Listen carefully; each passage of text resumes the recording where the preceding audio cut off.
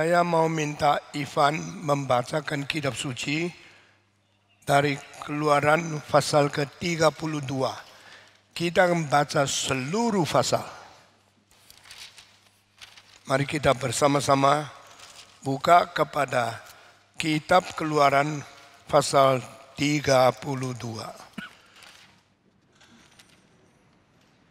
Silakan. Ketika bangsa itu melihat bahwa Musa mengundur-undurkan turun dari gunung itu, maka berkumpullah mereka mengerumuni Harun dan berkata kepadanya, "Mari, buatlah untuk kami Allah yang akan berjalan di depan kami. Sebab Musa ini orang yang telah memimpin kami keluar dari tanah Mesir, kami tidak tahu apa yang telah terjadi dengan dia." Lalu berkatalah Harun kepada mereka, "Tanggalkanlah anting-anting emas yang ada pada telinga istrimu, anakmu laki-laki dan perempuan, dan bawalah semuanya kepadaku." Lalu seluruh bangsa itu menanggalkan anting-anting emas yang ada pada telinga mereka dan membawanya kepada Harun. Diterimanya itu dari tangan mereka, dibentuknya dengan pahat dan dibuatnyalah daripadanya anak lembu tuangan. Kemudian berkatalah mereka, "Hai Israel, inilah Allahmu yang telah menuntun engkau keluar dari tanah Mesir." Ketika Harun melihat itu, didirikannya mezbah di depan anak lembu itu. Berserulah Harun, katanya, "Besok hari raya bagi Tuhan." Dan keesokan harinya pagi-pagi, maka mereka mempersembahkan korban bakaran dan korban keselamatan. Sesudah itu duduklah bangsa itu untuk makan dan minum. Kemudian bangunlah mereka dan bersukaria. Berfirmanlah Tuhan kepada Musa, "Pergilah, turunlah, sebab bangsamu yang kau pimpin keluar dari tanah Mesir telah rusak lakunya." Segera juga mereka menyimpang dari jalan yang kuperintahkan kepada mereka.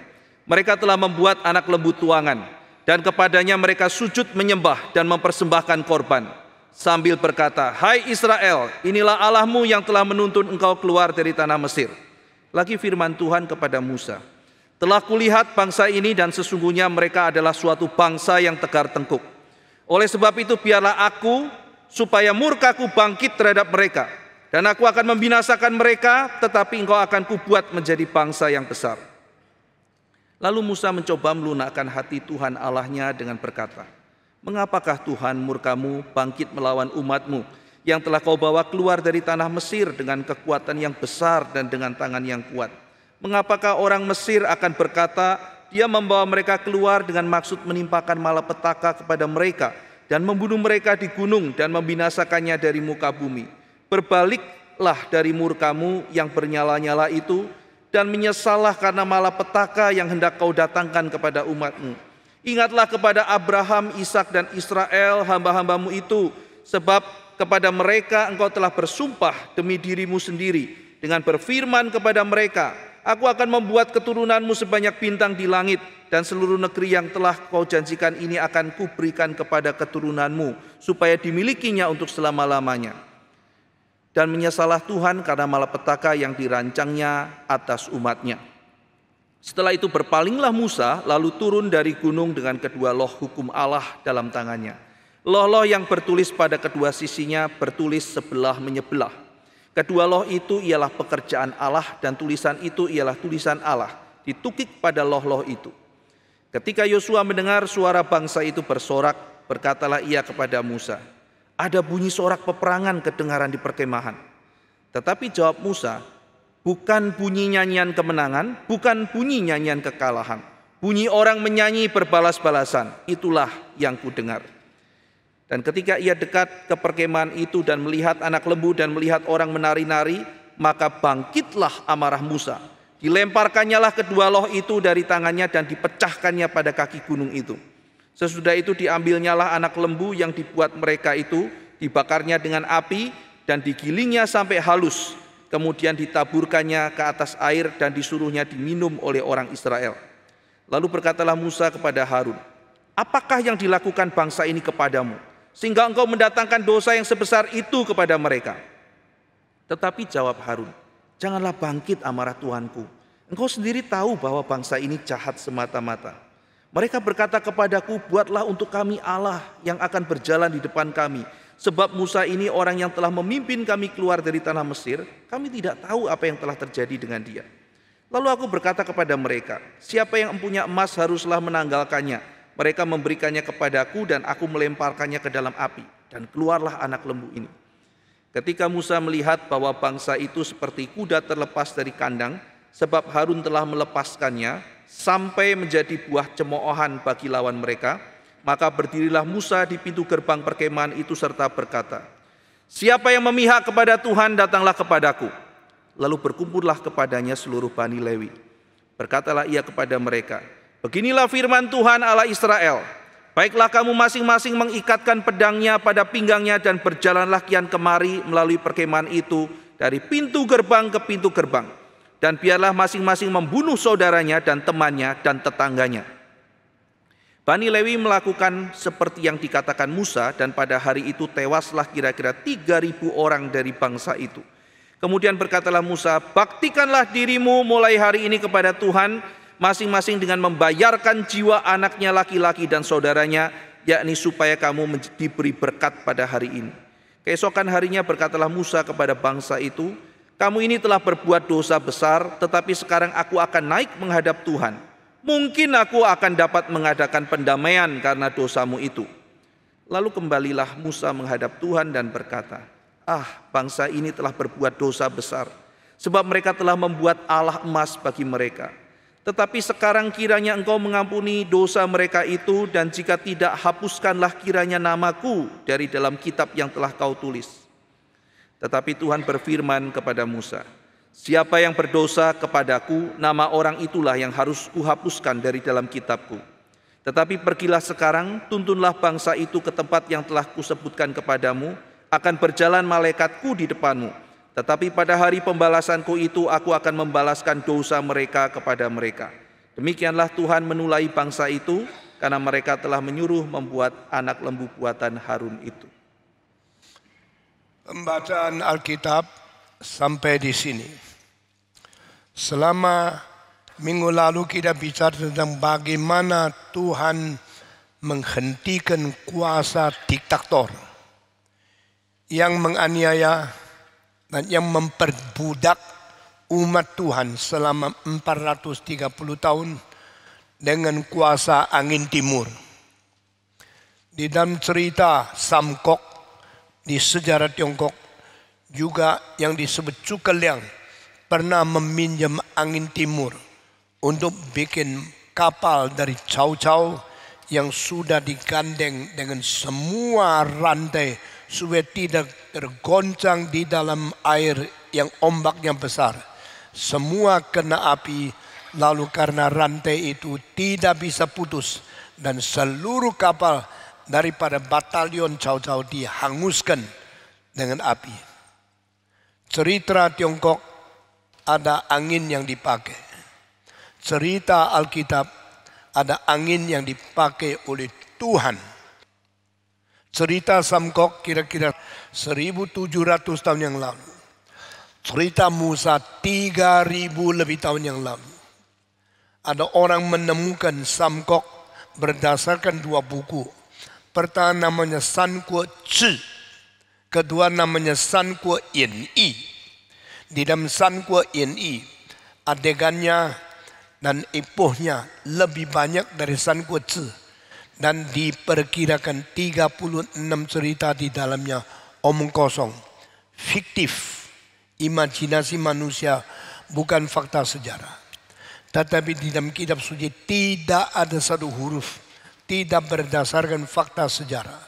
Semua realita yang ditulis itu sampai sekarang masih bisa ditemukan, ada buktinya. Setelah saya khotbah, ada seorang anggota memberikan satu video yang berada di handphonenya, melihatkan ada roda yang dibikin dari tembaga yang sudah 3.000 tahun sudah berkarat, dan roda itu bundar dan rujinya banyak di sekitar roda itu. Saudara-saudara, saya tanya, "You dari mana?" "Ini dari Laut Merah." Di dalam air yang dalam, menurut penyelidikan arkeolog dari orang Amerika, mereka mengfoto ada roda 3.000 tahun yang lalu yang berada di dalam laut. Mengapakah ada kereta yang jatuh dan mati dan tenggelam dan berada di bawah laut secara 3.000 tahun. Ini membuktikan catatan Alkitab itu benar, sungguh-sungguh terjadi secara realita. Saudara-saudari, satu fatal. Lalu kita baca seluruhnya bagaimana Mesir dihancurkan. Firaun dibunuh. Dengan serdadu tentaranya dihabiskan oleh Tuhan. Karena Tuhan menyelamatkan orang Israel. Oh, alangkah besarnya Engkau. Engkau menyelamatkan kita, memasikan musuh. Betul Engkau agung. Betul Engkau adil. Betul Engkau suci. Betul Engkau mempunyai kemarahan besar, bisa menghancurkan musuh.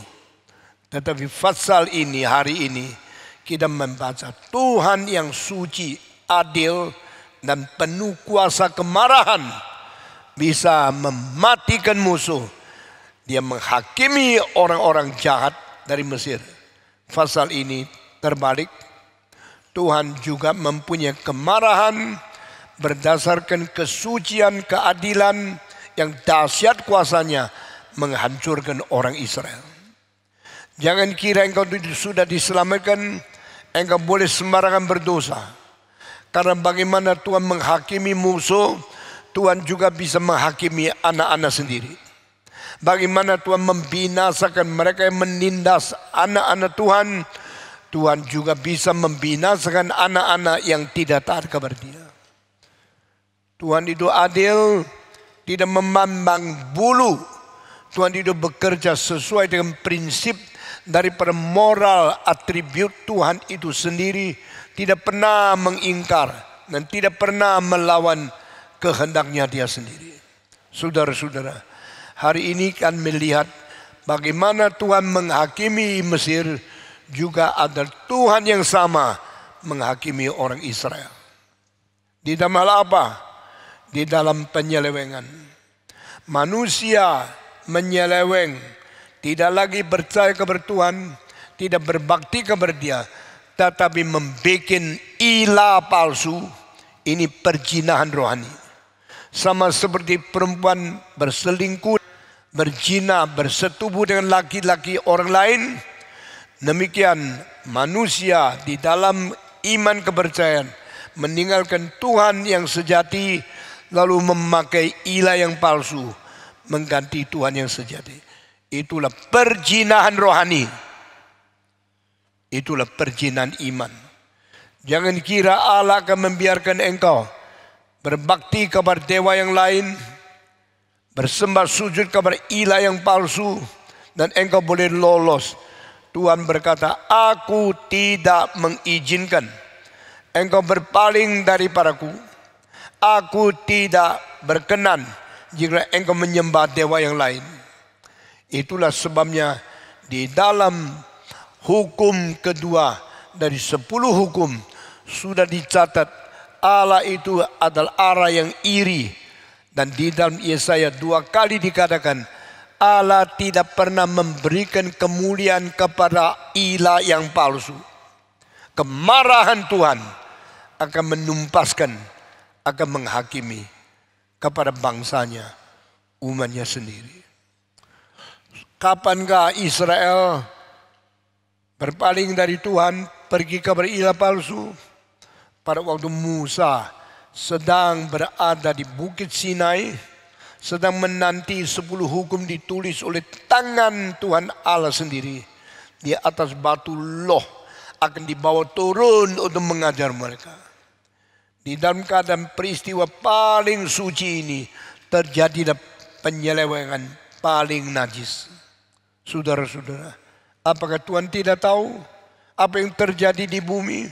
Apakah Dia Allah yang bersemayam di surga, menyembunyikan diri di dalam rahasia, dan Dia tidak memperduli segala penyelewengan manusia?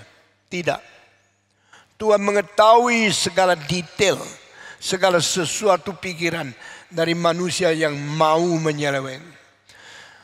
Pada waktu Musa masih menghadapi Tuhan Allah dan bersengsara, sedih, susah, puasa 40 hari, tidak makan, tidak minum.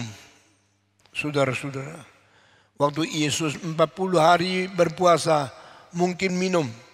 Karena Alkitab mengatakan dia puasa, tidak makan, dan sesuai itu dia lapar. Tidak bilang dia haus. Tetapi Musa 40 hari menerima hukum Taurat dari Tuhan. Dia 40 hari tidak makan dan tidak minum. Lalu dia turun bawa batu itu. Sebelum dia turun, orang Israel tidak bisa tahan. Lalu mereka menanyakan dari kalimat kecurigaan, dari kalimat kebimbangan, dari hati yang kurang beriman. Mereka bertanya, si Musa di mana? Dia sudah naik ke gunung. Kenapa tidak turun? Si Musa kalau tidak turun, mungkin dimakan macan, mungkin digigit ular, mungkin jatuh ke dalam jurang, atau ketemu bahaya di dalam pegunungan itu. Kalau Musa mati, kita jadi apa? Kita sudah keluar dari Mesir, tapi kita belum masuk Kanaan. Yang dijanjikan ada tanah yang penuh dengan susu dan madu. Tetapi sekarang ada cuma semak dan duri. Kami berada di tengah padang belantara. Yang ada adalah pasir. Yang ada adalah batu. Yang ada adalah bukit dan padang belantara. Lalu kami akan kemana? Hari depan kemana? Jadi orang Kristen mengapa menjadi susah seperti ini? Inilah melukiskan apa yang sering terjadi di dalam pimpinan Tuhan selama kita masih di atas bumi ini. Inilah sesuatu hal yang menuliskan sebagaimana kita sering bimbang, sering mencurigai Tuhan dan tidak mengerti pimpinan Tuhan akan bawa kita kemana. Di mana ke Musa? Kita tidak lihat orangnya. Pernah memimpin kita, sekarang mungkin sudah mati. Kalau Musa mati, 2 juta manusia yang keluar dari Mesir akan bagaimana? Akan mati di padang pasir, akan mati di pegunungan, akan mati di dalam tempat padang belantara yang begitu gersang. Kita perlu pemimpin, dan jalan begitu susah. Lingkungan begitu sulit, tak mungkin dipimpin oleh orang biasa. Ini perlu dipimpin oleh Allah. Tetapi di mana Allah? Yang katanya Allah, yang namanya Yehova, kami tidak pernah lihat. Dia adalah Allah yang tidak kelihatan. Invisible God. God never be seen, never able be understood by human eyes, because we cannot see Him. Where is He now? Di manakah Allah? Mereka di dalam kebimbangan, lalu mereka mulai menyeleweng. Hatinya mulai membelok dari Tuhan, berpaling dari Allah yang sejati. Karena mereka di dalam kesulitan perlu Tuhan. Nah saudara-saudara, adakah ateis yang sejati di dunia? Tidak ada. Adakah orang tidak perlu Tuhan? Tidak ada. Yang katakan saya ateis, saya tidak perlu Tuhan. Padahal mereka sudah menciptakan Tuhan palsu untuk mengganti Allah yang sejati. Inilah sesuatu cermin yang merefleksikan kelemahan manusia di dalam sifat beragama. Sebagai apa yang diciptakan Tuhan di dalam diri manusia. Manusia yang sendirinya dicipta, lalu berusaha mencipta Allah. Manusia yang dicipta Allah, bagaimana menciptakan manusia yang diciptakan oleh manusia? Manusia yang dicipta oleh Allah, bagaimana bisa menghasilkan ciptaan yang mengganti Allah? Ini adalah satu ironis yang besar.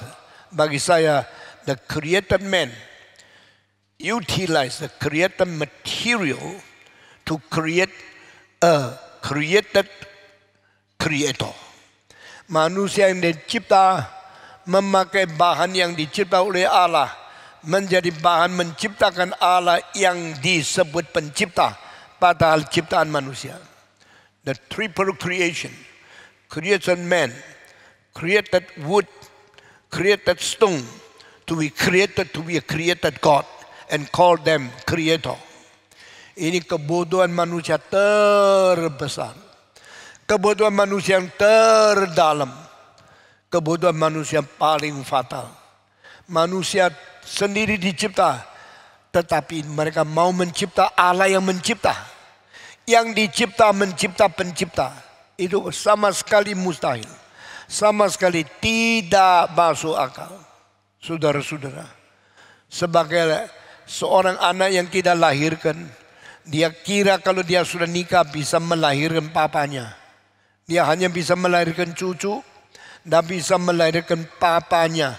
Karena papanya ada melahirkan dia, bukan yang dilahirkan oleh dia. Demikian bodohnya manusia. Semua agama palsu, menyembah Allah palsu, dan semua Allah palsu ada diciptakan oleh manusia yang berusaha mewakili Tuhan, mengganti Tuhan Allah, memalsukan Allah yang palsu untuk menipu diri, mengatakan inilah Allahku. Bagaimana yang kau cipta bisa menjadi Allahmu? Bukankah hanya yang mencipta kamu yang sebagai Allahmu? Tetapi tidak mungkin Allahmu itu dicipta oleh kamu. Di sini kita melihat kelemahan, kesalahan, kefatalan ateisme ditulis dengan jelas. Oh, Musa tidak turun. Musa ada di gunung, tak tahu sampai di mana sekarang. Oh Aaron, tolong bikinlah satu Allah untuk mengganti Yehova, untuk mengganti Musa, untuk memimpin kita. Karena sekarang kita berada di padang belantara. Saudara-saudara, Aaron seorang pemimpin. Pemimpin yang bagaimana? Pemimpin yang disuruh Allah membantu pemimpin asli Musa. Kenapa perlu Aaron memimpin? Karena waktu Musa dipanggil, dia bohong kepada Tuhan. Dia main-main sama Tuhan. Tuhan sekarang bikin dia harus dipermainkan.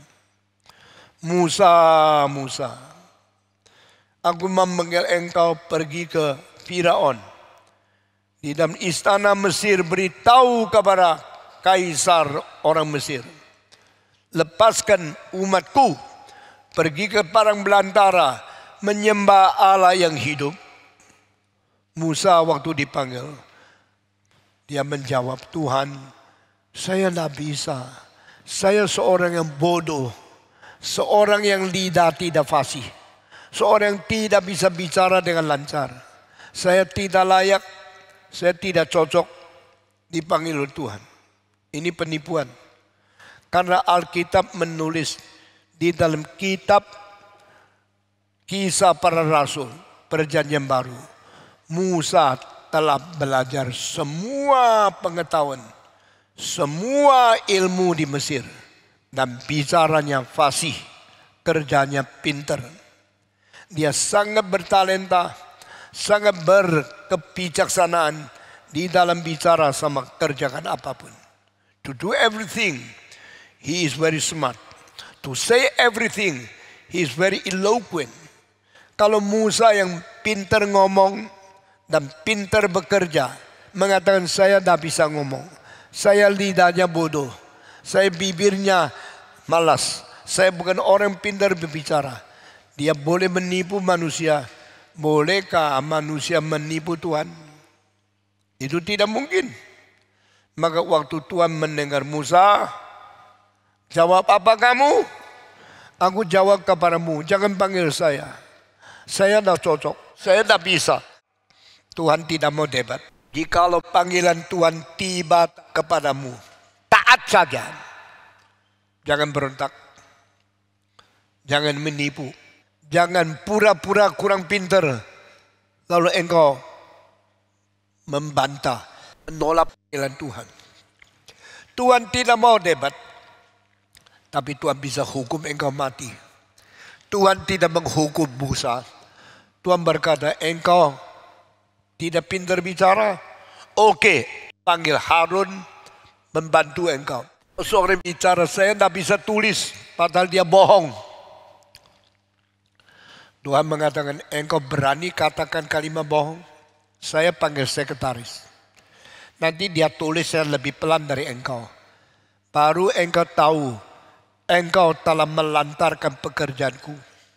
Engkau telah mentunda-tunda kewajiban yang kuberikan kepada engkau. Hanya karena engkau bohong. Engkau tidak bisa kerja. Engkau tidak bicara. Saya tidak tahu Harun bantu Musa berapa besar. Saya tidak mengerti setelah ada Harun bantu dia, pekerjaan Musa lebih lancar atau tidak. Saya tidak tahu Harun berapa banyak bantu Musa. Tapi saya tahu Musa bohong. Berani bohong di hadapan Tuhan itu dosa besar sekali. Tapi Tuhan yang penuh dengan kemurahan tidak menghukum Musa. Tapi menghambat pekerjaannya dengan diberikan penolong, pembantu atau sekretaris.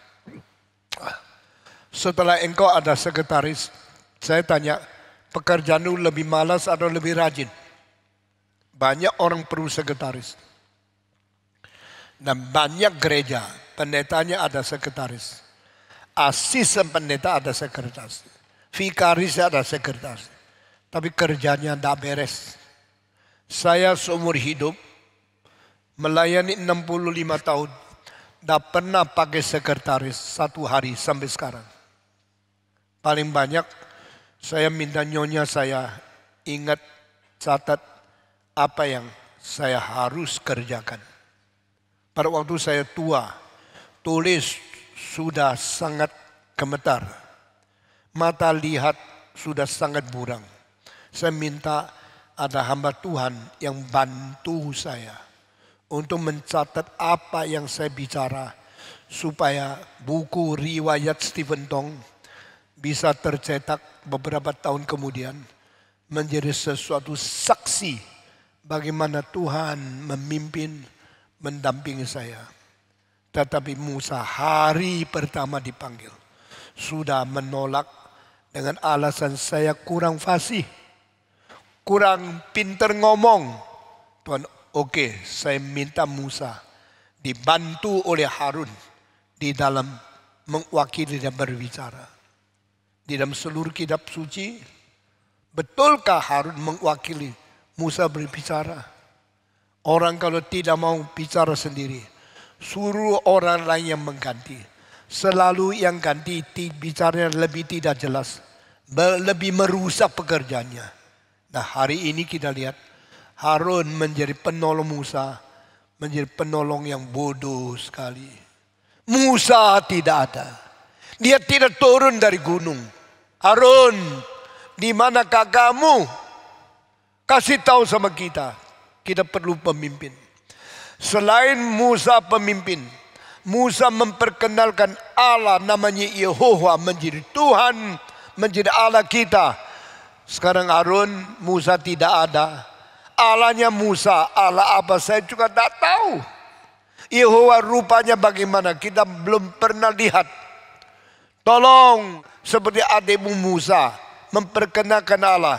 Sekarang engkau juga harus menjadi pemimpin mengganti Musa dan memperkenalkan Allahmu yang memimpin kita. Seperti Musa mengenalkan kepada kami tentang Yehova. Harun tidak tahu bagaimana. Dia kalau menurut mereka mungkin bersalah kepada Tuhan. Tetapi kalau tidak menurut mereka, mungkin mereka akan membunuh dia. Sekarang ternyata pemimpin yang palsu ini menyatakan kebodohan karena kompromi disebabkan takut. Kalau saya tidak taat, mereka bunuh saya bagaimana? Oke, saya pimpin kamu. Saya memperkenalkan Yehova kepada kamu. Musa bagaimana memperkenalkan Allah yang sejati. Saya juga. Syaratnya buka anting-antingmu. kumpulkan emasmu, minta emas daripada anak laki-laki, minta emas dari anak perempuan. Emas mereka dari mana? Mereka budak kok. Mereka sudah 430 tahun menjadi budak di tanah Mesir. Berapa banyak gajinya? Tidak ada. Dari mana emas? Disuruh Tuhan, mintalah dari orang Mesir. Apa yang dicatat di Alkitab semua begitu sempurna. Dan sekarang pada waktu diminta emas, mereka keluarkan. Apakah semua? Tidak. Menurut catatan selanjutnya, emas yang diminta oleh Musa akhirnya untuk bangun akan bait Allah yang diwakili oleh kemah perhimpunan itu. Emas yang dikumpulkan dari seluruh rakyat ada 27 talenta dan 775 shekel. Perak yang dikumpulkan ada 100 talenta dan 1775 shekel. Banyak sekali. Tetapi ini kali pada waktu Harun minta emas bawa keluar, yang dapat tidak dicatat. Tidak mungkin banyak karena tidak semua orang setuju emas diserahkan kepada Harun. Mau apa? Ini pendeta kok minta uang, minta emas. Mau apa ini? Mungkin egois, mungkin korupsi. Jangan sembarangan bicara pendeta korupsi atau pendeta itu pakai uang. Karena apa yang mereka gunakan uang itu, engkau tidak tahu. Jangan mengfitnah. Saudara-saudara, ternyata Harun tidak korupsi. Harun tidak egois. Dia pakai emas itu lalu dibentuk dengan pahat. Bikin satu lembu emas. Cilaka. Ini lembu emas di dalam pahatan, ukiran, garapan ahli emas itu lalu menjadi satu lembu yang ada matanya, ada tanduknya, ada mulutnya, ada lehernya, ada punggungnya, ada badan, kaki, ekor seperti sapi yang hidup. Tapi sapi yang hidup dicipta oleh Tuhan bisa goyang-goyang, bisa bertani, bisa kerja. Sapi, lembu yang dibikin oleh Harun, tidak bisa goyang, tidak bisa bicara. Tetapi mempunyai materi emas yang mahal itu. Sesudah pahat selesai, Harun mulai berbicara. Hei Israel, inilah Tuhanmu. Inilah Yehova. Inilah yang telah memimpin engkau keluar dari tanah Mesir. Sekarang sembahlah kepada Dia. Orang Israel mulai bertari-tari, mulai bersorak-sorai. Oh Yehova, oh Yehova Tuhan kita. Kami memuji Engkau. Engkau telah memimpin kami keluar dari Mesir. Kami harap Engkau memimpin kami masuk ke Kanaan, sehingga kami tidak terkatung-katung di sini. Karena Musa yang pernah memimpin, pernah melakukan mujizat, pernah membuka air daripada Laut Kolsum, sekarang mungkin sudah mati. Kami tidak sandaran, kami tidak pemimpin. Silakan Yehova pimpin kami lagi. Sekarang engkau sudah mengganti Musa dengan Harun, dan Harun sudah memperkenalkan Yehova kepada kita. Ternyata Yehova hanya seekor sapi saja. Saudara-saudara, Musa belum turun loh. 10 hukum belum diberikan loh. Mereka sudah berdosa besar seperti ini. Yang tahu semua ini siapa? Tuhan Allah yang hidup. Dari surga Dia menghampiri Musa. Di hataman Dia melihat Allah memberikan 10 hukum kabar Dia. Diukir, ditulis dengan tangan jari Tuhan atas batu itu. Musa bawa kedua loh batu ini turun dari gunung, mau memberikan pengajaran kepada Israel. Sampai tengah jalan, batu loh masih di tangannya. Suara sorak-sorai yang memuji lembu palsu itu sudah masuk telinga. Lalu dia diam-diam turun, lebih dekat lagi dengan Bani Israel yang sorak-sorai ramai sekali. Saat itu asisten Musa yang di tengah gunung, dia tidak ikut ke atas, dia tunggu Musa. Israel tunggu Musa, Yosua tunggu Musa. Israel berdosa, Yosua sabar menunggu, tidak berdosa. Waktu dia dekat dengan Yosua, Yosua mulai komentar, saudara, what do you see? Please give explanation. Apa yang kau lihat, kau jelaskan. Apa yang kau hadapi, kau jelaskan. Kau memberikan penguraian, komentar, penjelasan. Itu mewakili pengertian iman, kerohanian, kesadaranmu sampai di mana. Oh Musa, orang Israel lagi rame-rame. Saya dengar suara itu, suara peperangan. Waktu engkau di gunung, mereka perang. Sekarang perang selesai, mereka senang, mereka bersorak-sorai. Komentar itu keluar dari mulut Yosua. Dia kira dia berpengalaman. Dia jenderal, dia mengetahui suara itu suara kemenangan peperangan, suara memuji sesuatu. Tetapi Musa menjawab, no, that is not the voice of their conquer. That is not the voice of their defeat. Ini bukan suara menang, ini juga bukan suara kalah. Ini puji-pujian. Wah, religious. Saudara-saudara, beda pendapat pendeta sama asisten pendeta apa? Pendeta yang tua itu sudah tua. Kupingnya lebih peka dari asisten yang masih muda. Pendeta yang tua ini Musa. Asistennya adalah Yosua. Penilaian, penghakiman, pengertian reaksi jemaat, Musa jauh lebih peka. Maka dia bilang, salah kamu. Ini bukan suara kemenangan peperangan. Ini adalah suara puji-pujian, sembah sujud. Prayer and worship. Saudara ingat sekarang banyak gereja ada prayer and worship. Doa, nyanyi, putar, korak ke badan, berdansa. Puji 1 jam, tak mau dengar khotbah. Bikin engkau bicara supaya Tuhan dengar.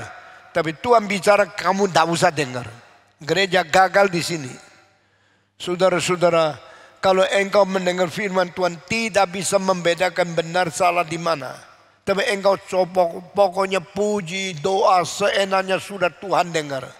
Saya kasih tahu sama engkau. Kenapa engkau tidak dengar firman Tuhan?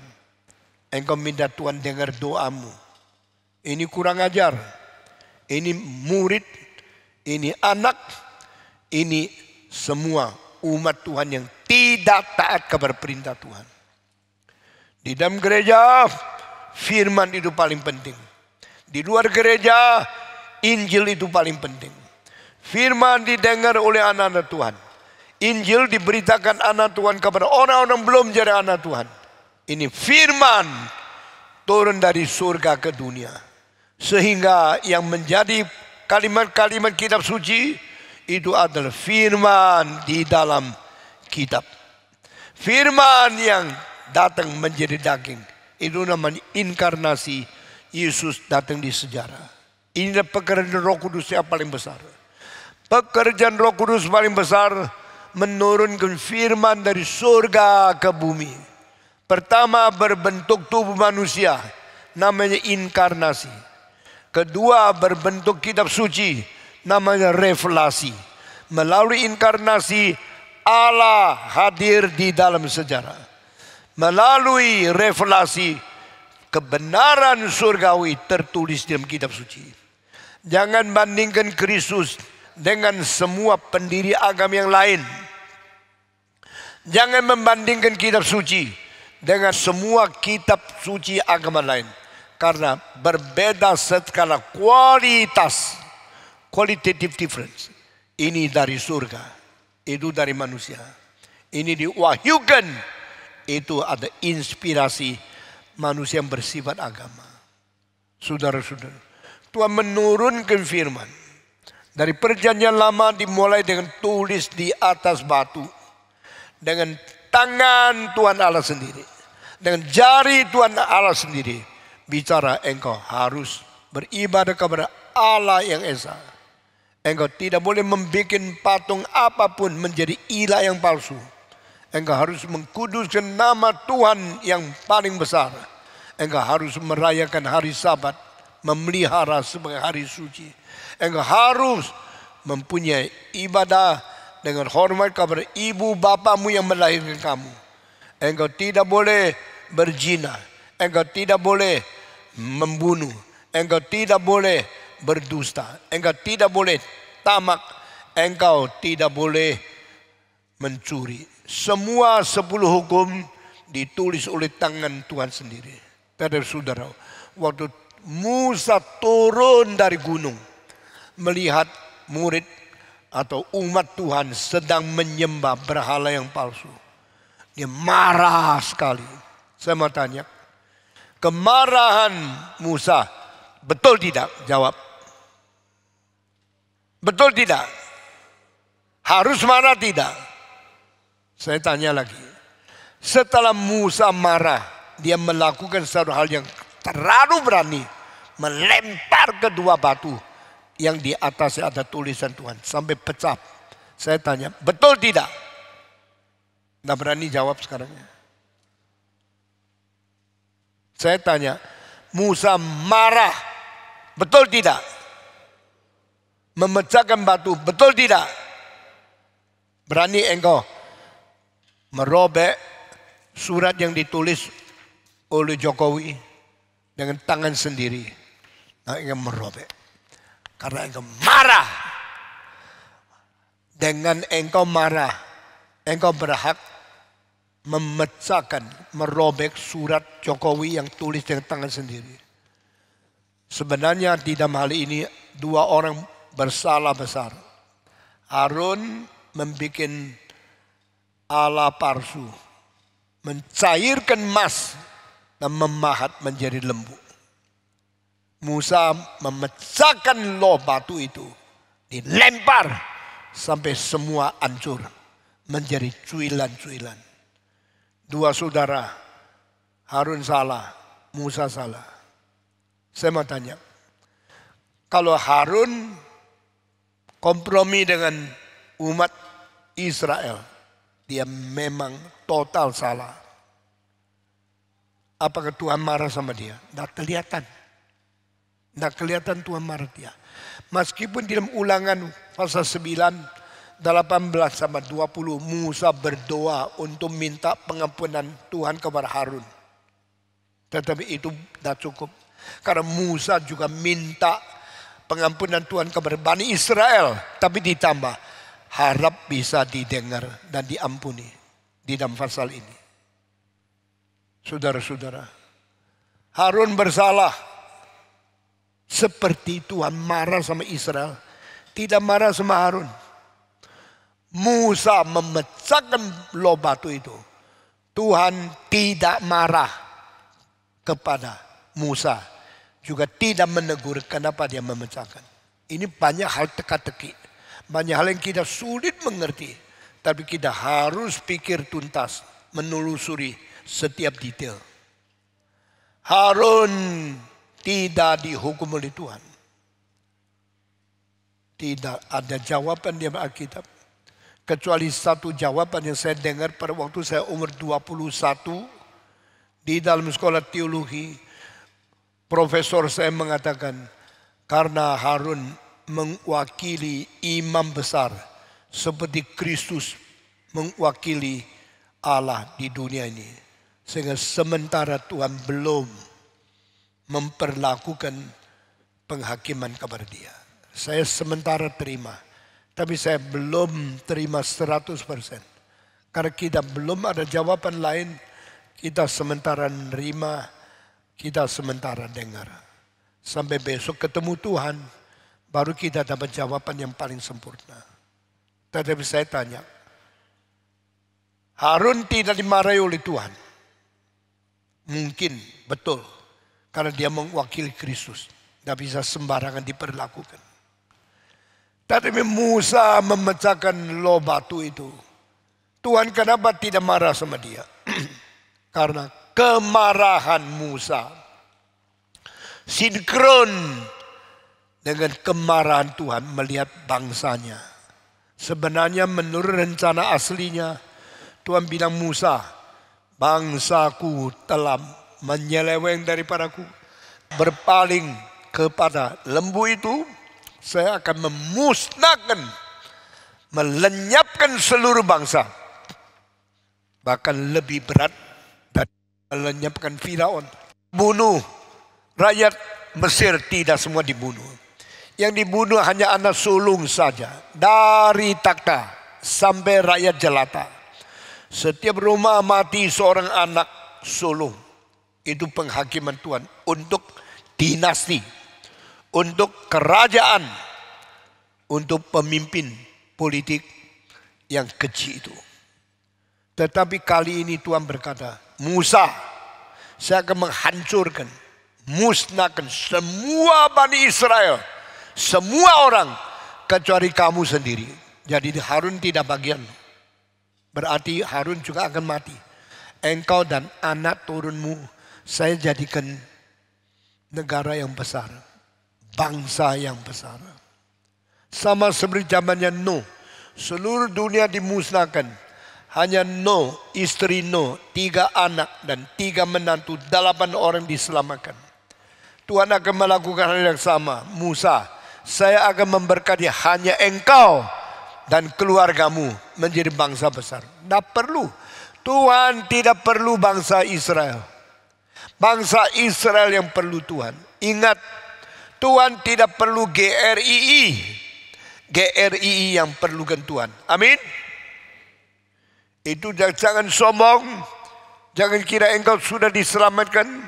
Engkau boleh menikmati semua pengampunan Tuhan. Lalu berbuat dosa sewenang-wenang. Di dalam kalimat pasal ini, aku akan memusnahkan semua orang Israel. Dan tinggal engkau 1 orang. Dan keluarga kamu aku bangkitkan. Bagaimana? Jawab Musa, jangan Tuhan. Kalau engkau mampu dengan kuasamu, dengan kekuatan yang besar engkau, lepaskan mereka dari Mesir. Dan engkau matikan mereka di padang berantara. Engkau akan ditertawakan oleh bangsa-bangsa. Semua orang kafir akan berkata, Allah mereka mampu mengeluarkan dari Mesir. Tidak mampu membawa mereka ke dalam Kanaan. Itu Allah yang tidak berkuasa. Namamu akan dicela. Oh Tuhan, tolong. Dia tidak egois. Kalau bilang bagus, semua membantah kamu. Semua memboikot, melawan kamu. Kalau semua dimatikan, asal keluarga tong yang bisa diberkati Tuhan. Bagus juga kan? Musa bukan pemimpin egois. Musa bukan hanya mencari untungnya keluarga dia sendiri. Musa bukan mau profit untuk satu bangsa. Dia sendiri besar. Dia minta Tuhan, kalau engkau bisa, tolong jangan binasakan Israel. Ampunilah mereka. Atau engkau menghapus namaku daripada buku hayatmu. Ini pemimpin yang baik. Pemimpin yang baik minta pengampunan dari Tuhan untuk seluruh gereja. Bukan untuk keluarganya sendiri. Pemimpin yang baik minta Tuhan memberikan kemurahan pengampunan kepada umatnya. Bukan hanya memberkati keluarga dia sendiri. Kita lihat Alkitab begitu indah. Begitu suci. Begitu agung. Kita harus bersyukur kepada Tuhan. Tapi saudara-saudara, meskipun Musa berdoa kepada Harun dan Musa berdoa untuk Israel, dua-dua didoain, tetapi Tuhan meloloskan. Harun belum dihukum, tapi Israel harus layak dihukum. Kenapa Harun akhirnya tidak dihukum? Itu saya tadi sebut Dia mewakil imam besar Kristus sebagai representatif. Nah, lain hari ada hukuman tidak? Ada hukuman untuk keluarga daripada Harun. Saudara-saudara, penghakiman untuk Mesir sudah lewat. Engkau bilang, oh Tuhan, Engkau adalah musuhnya musuhku, tapi Engkau tidak pernah memusuhi aku. Salah. Kalau Tuhan bisa menghakimi musuhmu, Tuhan juga bisa menghakimi kamu. Kalau Tuhan bisa memusnahkan Mesir, Tuhan juga bisa memusnahkan orang Kristen semua. Jangan sombong. Engkau tidak lebih baik. Engkau tidak lebih baik dari Yudas. Engkau tidak lebih baik dari orang kafir. Engkau tidak lebih baik daripada musuh-musuh yang melawan Tuhan, yang membangkang kepada penciptanya. Kita sama-sama harus mati. Tetapi karena anugerah Tuhan, kita masih diberi pengampunan. Tetapi hakim yang agung, yang adil, yang tertinggi ini hari ini bicara sama kita. Dia menghakimi orang Israel dengan cara yang lain sekali. Musa beritahu kepada orang Israel. Sekarang kemarahan Tuhan, kemarahan dahsyat daripada Allah timpa kepada orang Israel. Beritahu kepada 12 suku Bani Israel, dari Ruben, Simeon, Lewi, Yuda, sampai kepada Efraim, Isaka, sampai kepada Yusuf Benyamin. 12 suku. Semua kumpulkan. Dan engkau berkata, hari ini Tuhan akan menyatakan penghakiman kepadamu. Saudara-saudara Israel, semua peganglah pisau di pinggangmu, dan dari pintu ke pintu jaga, dari sudut ke sudut pelihara, jangan ada yang lolos. Ketemu saudaramu, tusuk dia, bunuh dia. Inilah satu-satu kalinya Allah menyuruh orang Israel membunuh orang Israel. Ini satu kecelakaan yang besar, civil war, satu peperangan di dalam bangsa sendiri. Tapi ini perintah dari Tuhan. Peganglah pisau, bunuhlah saudaramu sendiri. Ini tidak bisa dimengerti. Tuhan, what do you want? What is your command? We want to obey, but it is too difficult. My brother, my relative, my countrymen, bangsaku, saudaraku, umatmu sendiri Tuhan. Tetapi waktu itu semua dengar, tidak semua jalankan. Waktu semua sudah dengar, hanya satu suku yang ambil pisau, tusuk, bunuh yang lain. Hanya satu suku. Itu suku apa? Suku Lewi.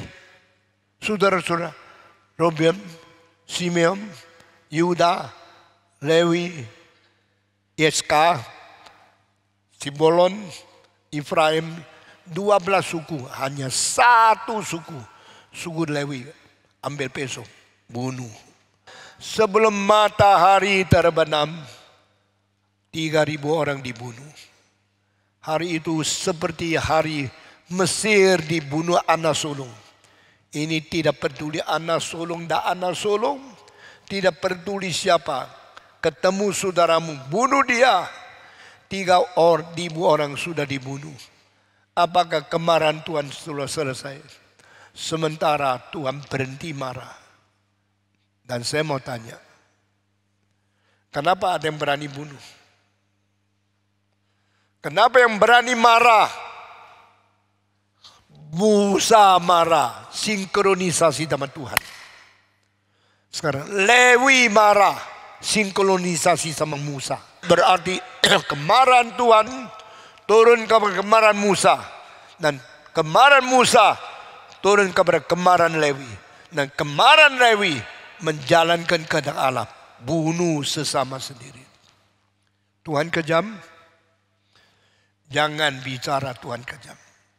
Bicara setan yang kejam, suruh engkau meninggalkan Tuhan, suruh engkau berbuat dosa melawan Tuhan. Yang mematikan engkau bukan Tuhan, Yang matikan engkau bukan peso. Yang matikan engkau adalah dosamu yang melawan kehendak Tuhan. Manusia yang sembarangan, sembrono, memfitnah Tuhan, mempersalahkan Tuhan, kejam, Tuhan menghukum. Hanya Tuhan berhak menghukum. Hanya Tuhan yang menciptakan hidup berhak memusnahkan hidup. Tidak ada orang lain. Saudara-saudara, penghakiman tiba. Orang Israel 3.000 yang dibunuh. Bagaimana dapat peti yang cukup mengkuburkan 3.000 orang yang mendadak di satu hari? Bagaimana membersihkan darah yang berlumuran di tanah Israel, di mana bangsa yang diselamatkan sekarang diizinkan di dalam pembunuhan yang sangat menakutkan ini.